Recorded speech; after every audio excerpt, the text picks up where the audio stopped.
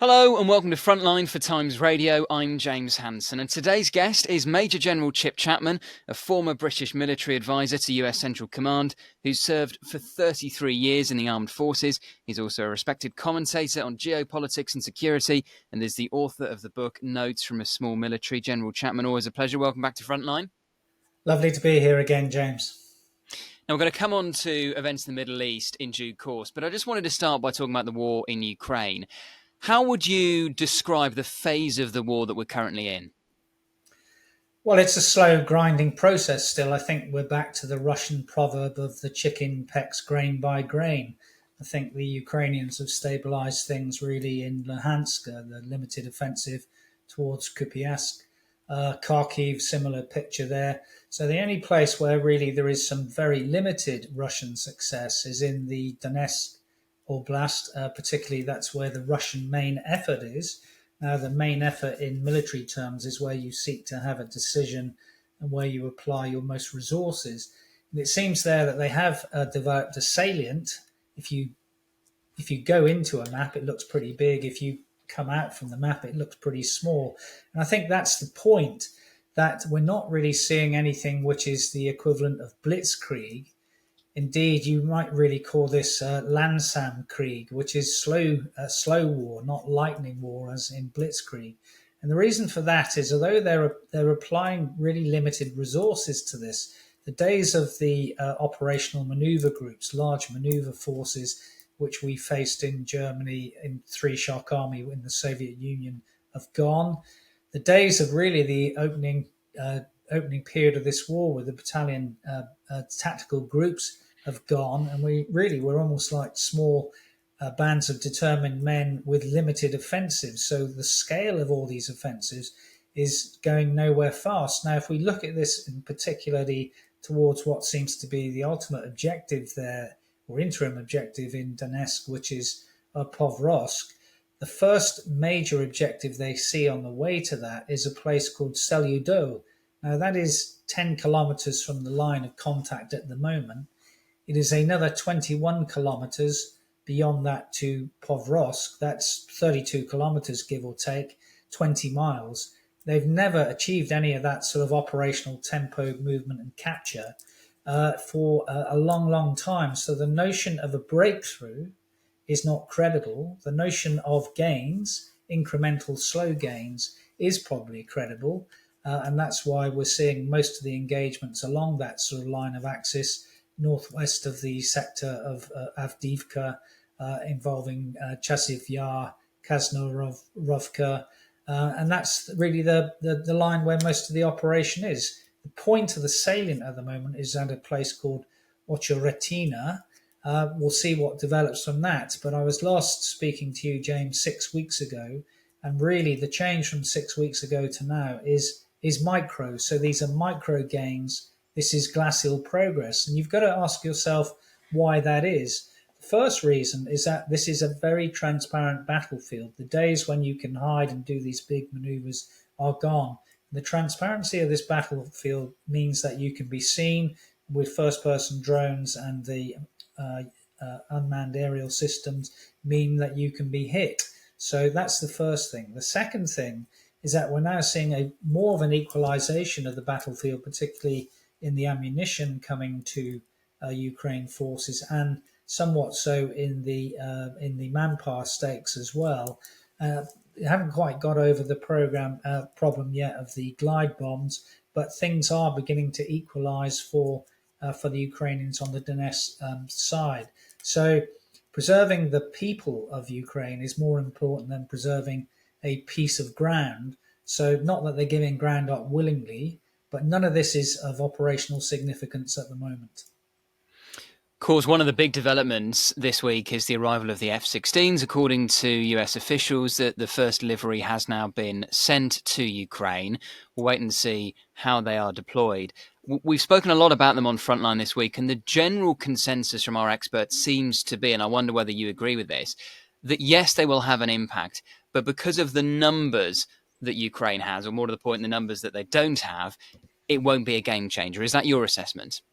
Yeah, I think so at the moment. That would be true. Then we had the first announcement really at the Washington summit on the 10th of July that the Netherlands and Denmark and Biden put out a missive on the 10th of July saying that the process of giving the F-16s to Ukraine had started. Now, in military doctrine terms, again, we would always say clout, don't dribble. And at the moment, the process of transference is dribbling. It is not clouting. Now, we know that offers have been made for 85 F-16s at the moment, mainly from Denmark, Netherlands, Norway, and Belgium. And indeed, in the last few weeks, that's been increased because the Greeks are going to give 32 F-16s to America to give back to Ukraine when they get some F-35s. But that will give them somewhere of the region of ultimately 120, 130, which is the number which Zelensky said that they do need to take on the Russian Air Force or combat the Russian Air Force. But they're not coming in enough numbers and quickly enough to be a game changer. I think the first role for those that will be there are to intercept the Russian missiles and drones, and the second one to target enemy air defense systems. They've not got the capability at the moment in terms of the land forces of Ukraine to be used in a offensive role to support the ground forces. So it's a multi-role fighter, but I see them being used to intercept the Russian missiles and drones as their first priority. Not a game changer. Nice that they're there. We know that it's going to be a long-term program. So, for example, the French are training 26 pilots between 2024 and 2026. And in a sense, for Ukraine and for Russia, you win if you don't lose, and you can see that from both sides. In the Ukrainian side, they need this sort of active defence, patience, and avoidance of probably of major offensives, because there are other things afoot which could destroy the capability and the will to fight of the Russians. But at the same time, we've also had this week someone like Medvedev, who's always been the rhetoric master in chief, really, for Putin, saying that they will take Ukraine by 2034. Now, you can interpret that in two ways. Firstly, that they're settling in for a long war and trying to make sure that the people know that. And secondly, that they're making the point again that Ukraine is an artificial state from their perspective, whose sovereignty they don't respect and indeed see it being incorporated into a greater Russia. If it is a long war, who does that benefit? Because most analysts I've heard from suggest that actually if it's a long war, that favours Ukraine. I would say that is true at the moment, but like all these things, variables can change, and it depends what time frame of that you're talking about. That is one of the reasons that they say, for example, that Russia are trying to make a decisive difference at the moment in Donetsk, or at least to capture one of the oblasts, because it's worth reiterating that they haven't actually captured any major city, nor have they captured any oblast in the entire duration of this campaign. This comes to the point, really, that Russian losses might be coming to the point of unacceptability. They're burning through troops at a rate which is probably not sustainable, and that will only change if they can probably get to a point of mobilization. But there are societal risks there for Putin in the way that he's organized the economy for the future. So at the moment, it would seem to favour Ukraine, but one of the variables there is that notion of Russia waiting for Trump. That may be another calculation which may be a miscue at the moment, but even that's not so certain. So the notion that Trump will bring them all to the table and force Ukraine to settle is not as evident as people may think. So, for example, the notion there that come to the table, Ukraine, or we won't give you any support, is balanced by the notion that come to the table, Russia, and do a deal, or will give Ukraine everything they want. There's talk from General Keith Kellogg, I think it was a former NSA for Trump, of potentially a 500 billion land lease deal for Ukraine should Trump become the president. So Trump is a variable because he's so unpredictable. You don't really know which way he will go. So the notion of Russia just relying on that, particularly now that Biden is not going to be the presidential candidate, is one of the things they can't necessarily calculate on. And I think the Washington summit was absolutely unequivocal that Ukraine are on an irrevocable course to NATO membership, and the support of NATO still remains firm and fair for Ukraine for the future. And on the point about Russian manpower and the Russian casualty rate, I mean, I suppose, Russian losses are sustainable until they're not. And we've seen this week how President Putin has issued a decree increasing the financial incentives for signing a military contract. It's clearly an issue that they're very aware of. In terms of the political risks for him, does that extend to if he has to call up younger middle-class men from the big cities of St. Petersburg and Moscow? Because at the moment, a lot of the people fighting on the front line are convicts, or they're even migrants. They haven't received much training. If he has to call up people from the big cities, is that where the political risk comes for him? Well, let's firstly look at the numbers. So the MOD intelligence assessment, was that the Russians were on average losing 1,263 troops a day in May, and that in June they were losing 1,263 troops a day.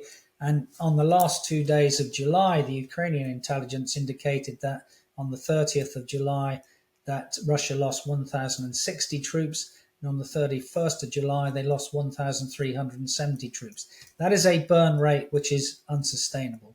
So, in terms of the risks, first risk, which you've mentioned, is that to try and get voluntary manpower, Putin yesterday signed this decree giving people 400,000 rubles, which is something like 4,600 US dollars, which could be supplemented by up to 1.9 million rubles by the regional areas. So that was the first thing he did. The second thing he did was the Duma overturned a rule which had exempted those who had 3 children from military service, and they also ceased the exemption for those who had a disabled child from military service. So the pot, they're trying to increase the pot. Now, it'll come to a point when, if they do have to mobilize, that does come to the point when the societal contract between the Russian leadership and the Russian people has been technically broken. Now, of course, they did mobilize to stabilize the front in September 22. And it's not just that aspect of it. It is the point that the Russian economy might also be beginning to overheat. We've seen this with the Central Bank of Russia in particular. And the 3 things which were in Russia's favor to begin with at the start of the war, because of course they didn't think it would be a long war, were firstly stockpiles of Soviet-era equipment. They're not denuded to the point of exhaustion, but they're being burnt through at a severe rate. Secondly, the fact that they could take poor and unemployed people, and now, because of the war economy, there is a shortage of labour. And thirdly, they had solid finances, which are also being broken into because of the way that the liberalised economy, which came after the Soviet Union, has now been reversed into a sort of Soviet-era Putinomics. All those things mean that we're back to the Clausewitzian triangle, that either the people get fed up, the elites get fed up, or there's a revolt in the army. Now, I don't think we're going to see any of those in the next month or 2 months, but there are pressures there for Putin, which he has to manage at the political level. It's also worth saying, of course, that the most recent polling from Russia, from Levada, which is about the most credible you can get in Russia, was, again, very contradictory in what it says. 58% of people favoured peace negotiations, but that really was invalidated by the fact that 75% were against returning any of the territories which they've illegally annexed, the 4 oblasts. And at the same time, 77 people support the special military operation and feel pride for what Russia is doing in Ukraine. So until that alters significantly, and it's often difficult to alter that significantly because you've got an informational autocracy in Russia, it can only alter by the conditions in Russia. So if taxes are rising, or they don't have access to things, and more families are affected, that's when you start getting potentially internal revolts. I don't see it at the moment, but it's one to look out for in the future. Let's turn to events in the Middle East. We've seen 2 senior Hamas leaders killed. Not necessarily this week, because one was killed 3 weeks ago in an airstrike on Khan Yunis Mohammed Deif. But we have had their deaths announced this week. And of course, one of them was killed in Tehran earlier this week. How significant a blow is that to the leadership of Hamas? I think it is significant, but I think one of the things which has been missing from the commentary is one of the things it does is disconnect the political and military decision making, because really Dave was the uh, conduit between the military in Gaza and the political leadership in Doha in Qatar. So the fact that both Hanaya and Deif have been killed, and we think that Sinwar is in sort of deep cover and probably doesn't know that both of those things have occurred, means the notion of trying to get a ceasefire with people who understand what's going on is very, very difficult. So it is significant, very significant in terms of the targeting ability of the um, of the Israelis in the first instance. And that's also amplified by, I think, what is more significant, I think, was the killing of Fuad Shukar in South Beirut, a very precise targeted killing. And in my view, that's more important. It really showed, I think, choreographed restraint after the Druze killing of the Druze children last week, and sort of hands the problem over to Iran and its proxies, because one thing that Israel can do very effectively is it does have escalation dominance, and there is this capability mismatch. They can do far more damage than probably the other proxies. And I think there has been signaling from the Israelis, both to Hezbollah in Lebanon and Iran, that if you do something significant after these killings, which causes large scale destruction and casualties in Israel, then watch out, because it will be the equivalent of what we did in Hodeidah, when that was absolutely a capability mismatch. One of the things about that, the port in Yemen, was that the damage which the Houthis did with their strike in Israel was not a lot. The damage which Israel did was absolutely significant, hundreds of millions of dollars in Yemen. And that's the type of capability that the Israelis have. And that's what makes, I think, Iran and some of its proxies very wary of what the response could be. So there's one scenario which says that what we're actually seeing really in the sort of choreographed restraint at the moment, which has gone on for a number of months, the low-level firing from Hezbollah and other groups, is the war. That is the war of the future, and what the war will be. It is not a regional war where everyone pitches in. So we've got this different notion between a sort of limited local war at the moment, not a total local war, and neither do I think it will go to a regional war. That's really interesting. So, do you think when people talk about we could be on the brink of an all-out war between Hezbollah and Israel, you think that's overstated? Do you? I do. Now, it's one of the scenarios, and I'm not going to dismiss it, but I don't think it's what people in Israel or Lebanon want. And I think you have to remember a number of things about Lebanon. Lebanon is a confessional mix which is not run by Hezbollah. Hezbollah are Shia. The Shia are only 31% of the Lebanese population. 33% or round about there are Sunni, and of course the other sort of 33% or third are Christians. Maronite Christians and Greek Orthodox. Lebanon does not want a war. Hezbollah are a subgroup, a sub-state group in Lebanon. Israel definitely wants them back across the Litani River, so they got some depth under UN Resolution 1701. And people in Lebanon have long memories of the civil war which happened there. They know the destruction. And of course, one of the things that Israel signaled by the killing of Shukra in South Beirut was actually that the area was actually dire, and that is consistent with what they could do if they did escalate, because there is a thing in Israel called the dire doctrine, which is disproportionate force. Israel will use proportionate force if they're attacked, and that's one of the ways that you could look at the response in Yemen to what happened in Israel. Just finally, you said something really interesting a moment ago about Yahya Sinwar potentially being completely unaware of the deaths of Hania and Mohammed Dave, presumably because he's so deep underground in the tunnel network in Gaza that word just wouldn't have reached him. Well, I think the risk for him is this: that if you illuminate, rather like we used to see with all the top chiefs of ISIS or Al Qaeda, then you get eliminated. And so that's the risk. You either use couriers to try and get a sort of or one-time pads. That's the only way you can have absolute security. So if he illuminates, he's going to be found. So I think there is a risk that he doesn't know what these events are. If he has to pop up to show himself and in understanding these, and either through human intelligence or signals intelligence sources, he will be eliminated, and he'll be eliminated quite quickly. Major General Chip Chapman, always a pleasure. Thank you so much for joining us today on Frontline.